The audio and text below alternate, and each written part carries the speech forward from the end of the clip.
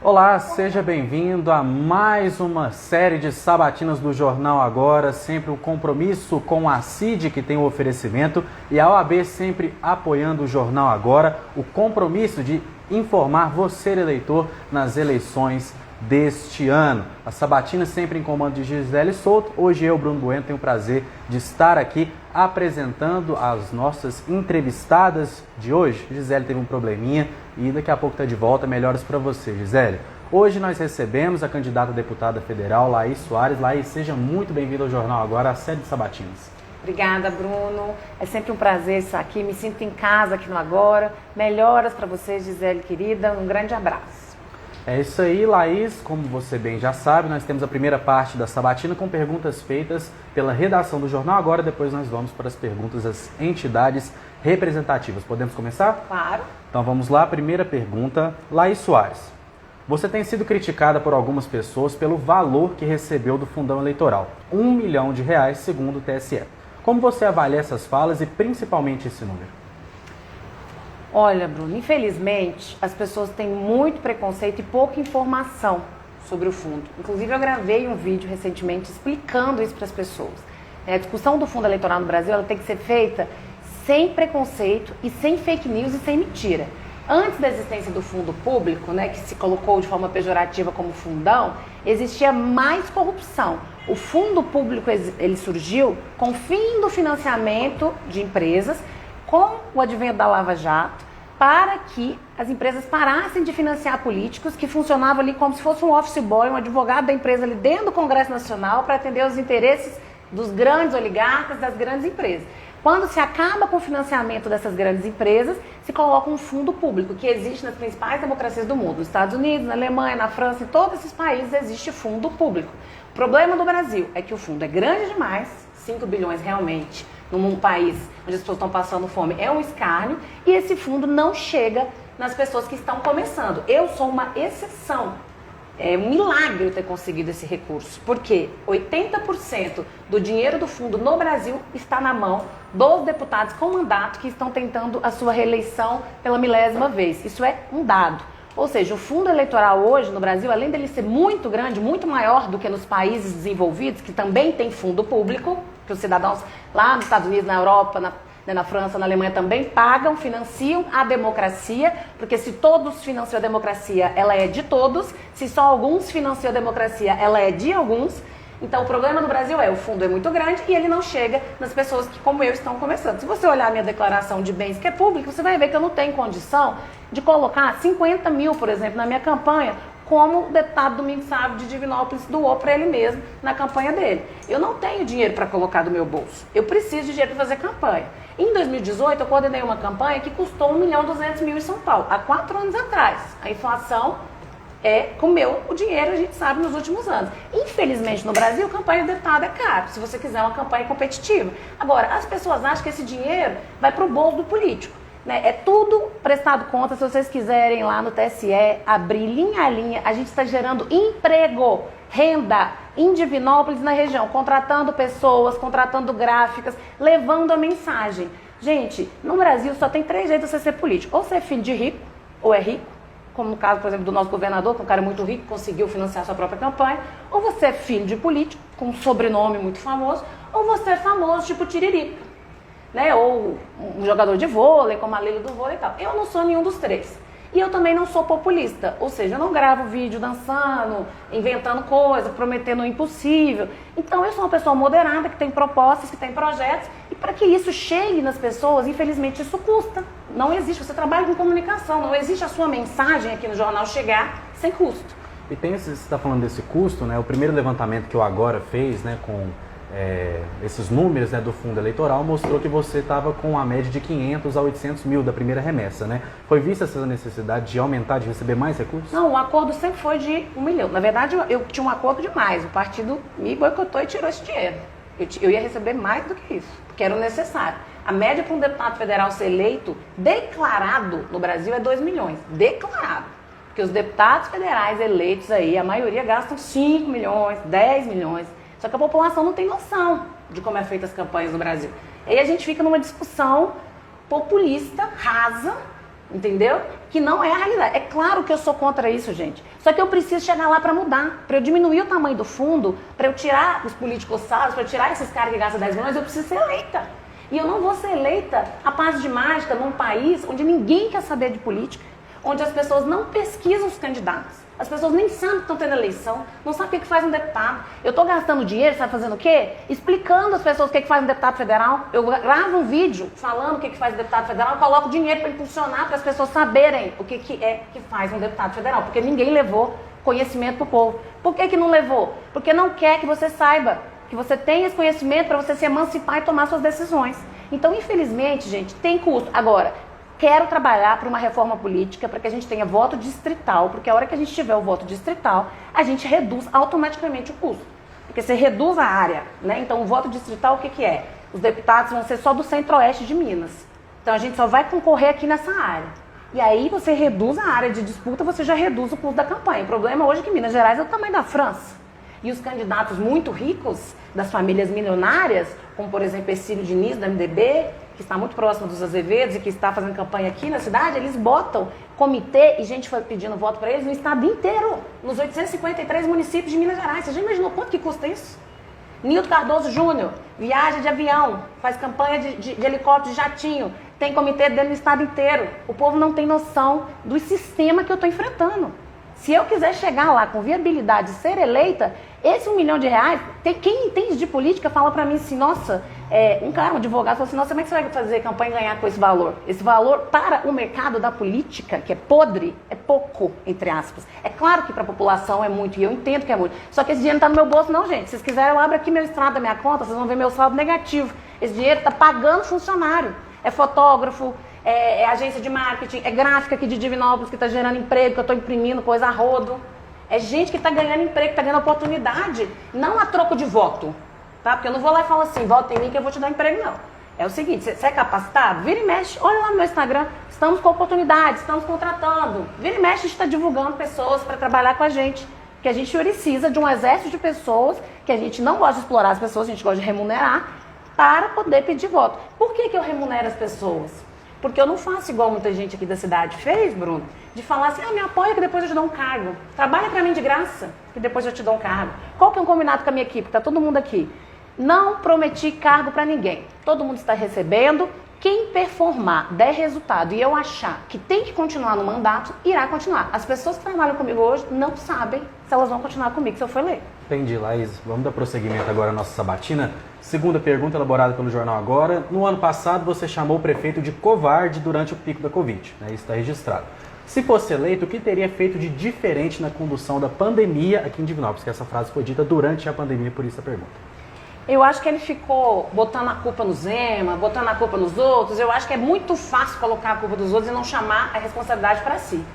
Eu acredito que um gestor, ele tem que entender que ele recebe, e o prefeito aqui recebe R$25 mil todos os meses, não sei se a população sabe disso, para tomar decisões difíceis. Ele foi contratado no voto, na urna, para isso. Então, a partir do momento que ele acha fácil ficar falando que a culpa é do governador, que mandou fechar, que não sei o quê, que ele é um coitado, que não sei o quê, eles não deram assistência mínima para as pessoas, por exemplo, na parte social durante a pandemia.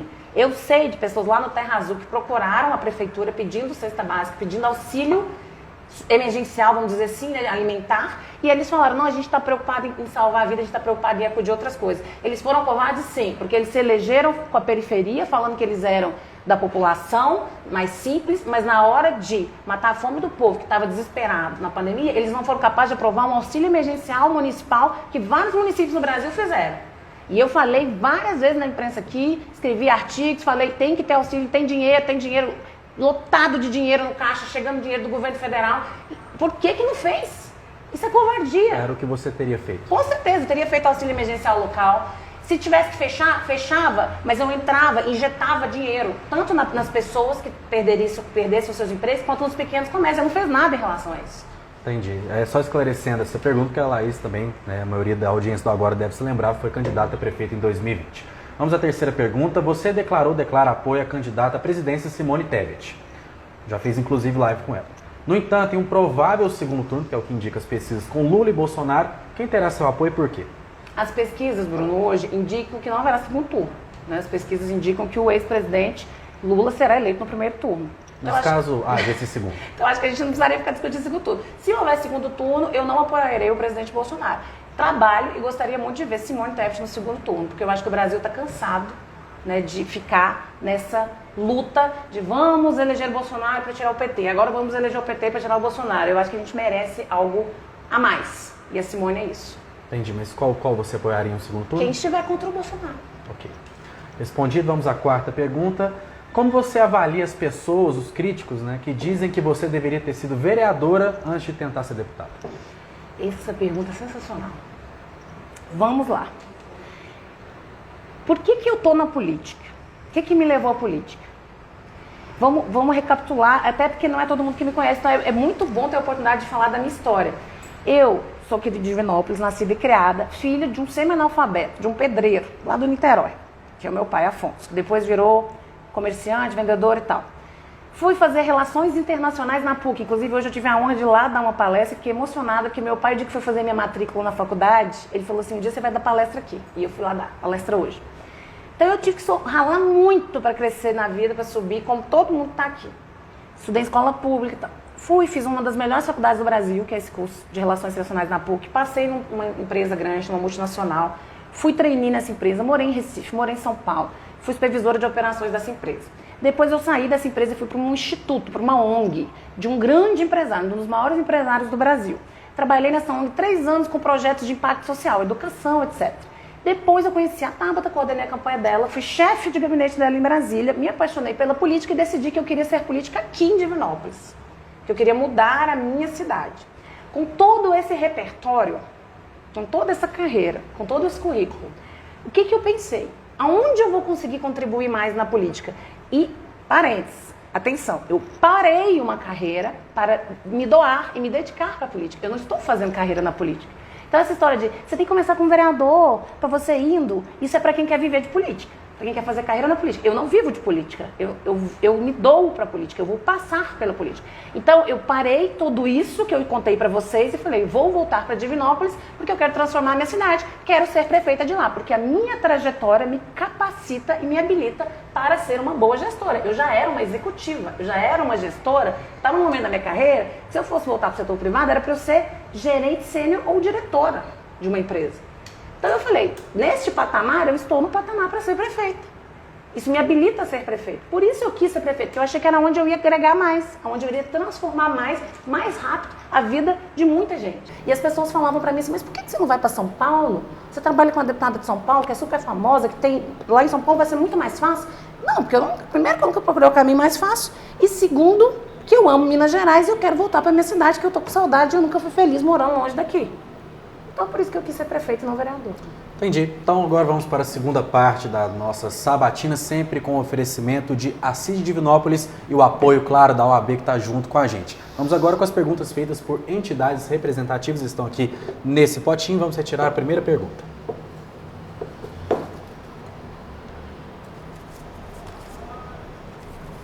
Atletas de Divinópolis relatam dificuldade na busca por transporte para as competições. Como você pretende ajudá-los? É a pergunta do Felipe Diniz, internauta do Jornal Agora. Fantástico. Bom, primeiro que a prefeitura tinha que estar fazendo algo em relação a isso, né? Não necessariamente isso é papel do deputado federal.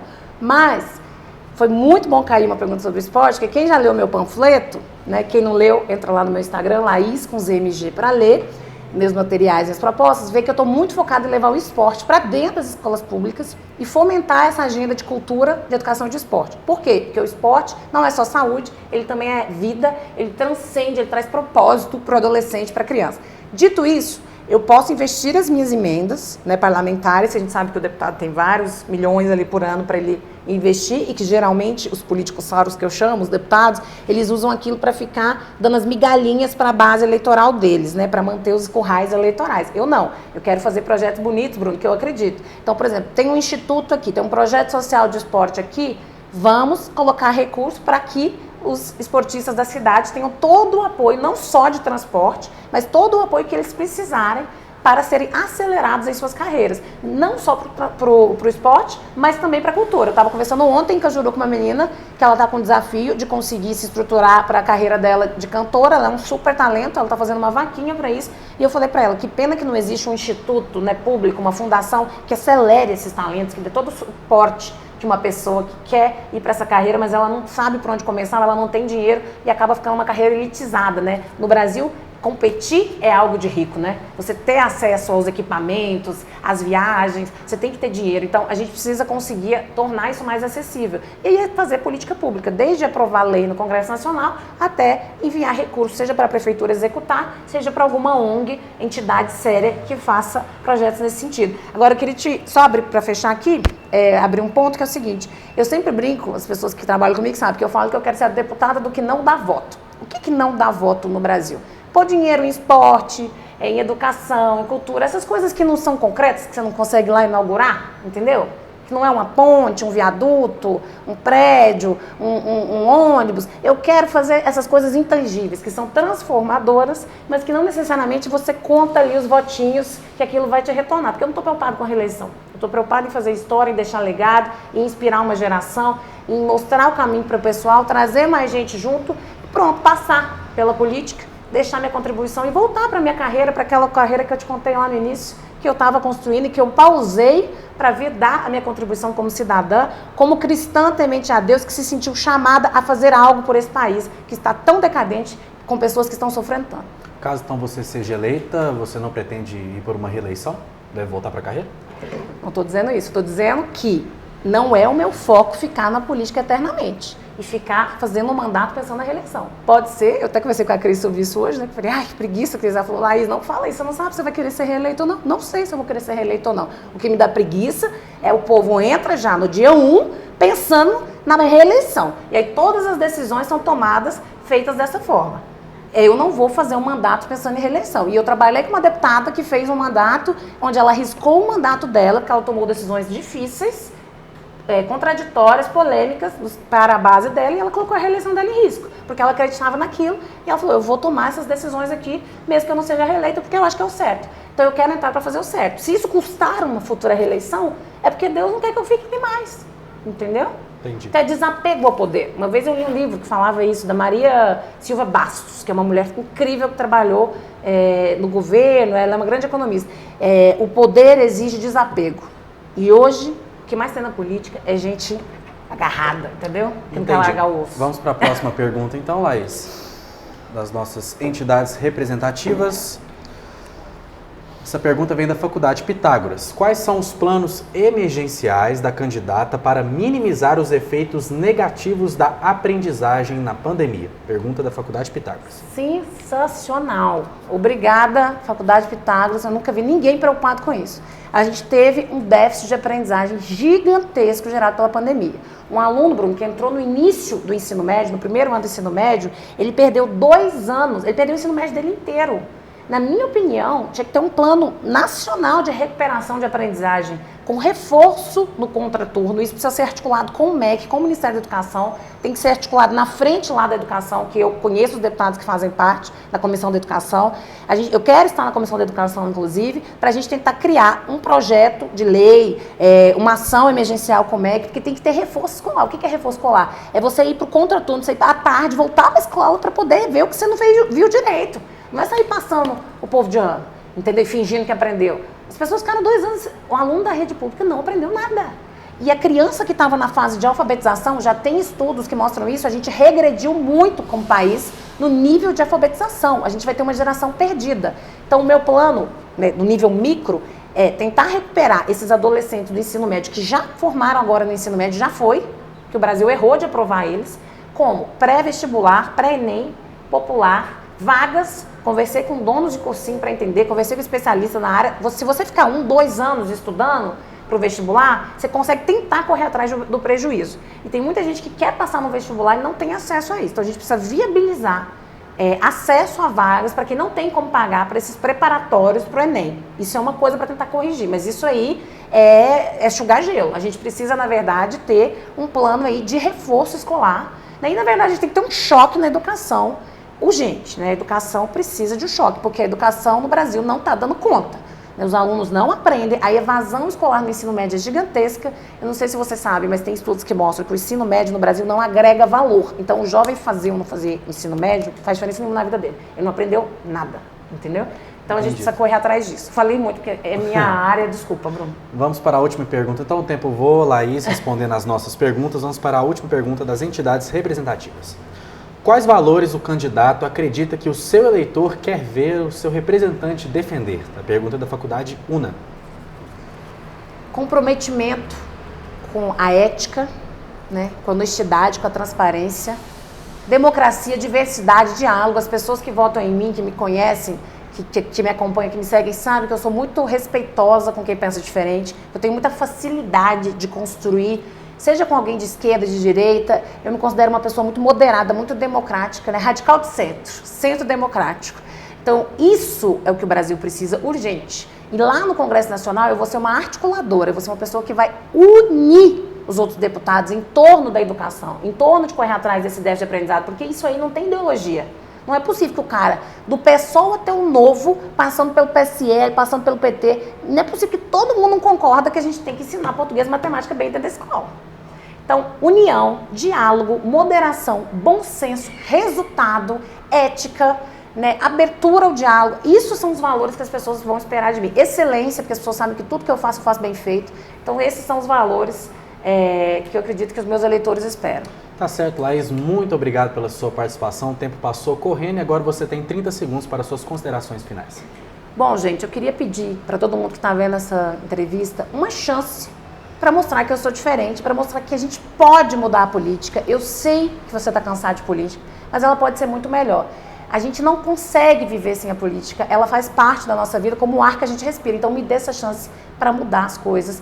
Para de votar nos mesmos de sempre. Vamos mudar, vamos apostar no novo. Laís7700, me sigam no Instagram, Laís com ZMG, para vocês conhecerem mais da minha história, meu trabalho e as minhas propostas. Tá certo, Laís, muito obrigado pela sua participação. Obrigada, Bruno. E você que está ligado na nossa live no Instagram da CID, no Instagram do Jornal Agora, fique por aqui porque daqui a pouco tem mais uma entrevista na Sabatina. Você que está acompanhando pelo YouTube, não deixe de conferir as outras entrevistas na playlist completa que está disponível no nosso canal. Nós voltamos daqui a pouco.